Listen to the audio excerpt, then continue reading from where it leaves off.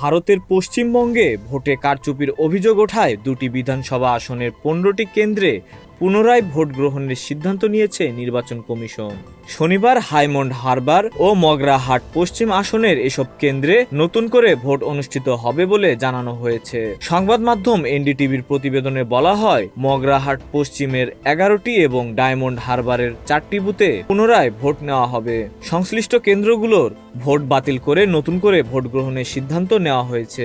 পশ্চিমবঙ্গের প্রধান নির্বাচন কর্মকর্তা এক বিবৃতিতে জানান, 29 এপ্রিল অনুষ্ঠিত ভোটের পর দায়িত্বরত কর্মকর্তাদের কাছ থেকে রিপোর্ট পাওয়া যায় এবং তা পর্যালোচনার পর নির্বাচন কমিশন নির্দিষ্ট বুথগুলোতে পুনরায় ভোট নেওয়ার সিদ্ধান্ত নেয়। বিবৃতিতে আরও বলা হয়, পুনর্নির্বাচনের তথ্য এলাকা জুড়ে ব্যাপকভাবে প্রচার করতে হবে এবং প্রার্থীদের লিখিতভাবে বিষয়টি জানাতে হবে। এর আগে 23 ও 29 এপ্রিল 2 দফায় পশ্চিমবঙ্গে ভোট গ্রহণ অনুষ্ঠিত হয়, যেখানে প্রায় 6 কোটি ভোটার অংশ নেন।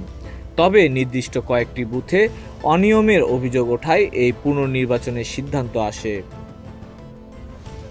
Desk report, news flash 71।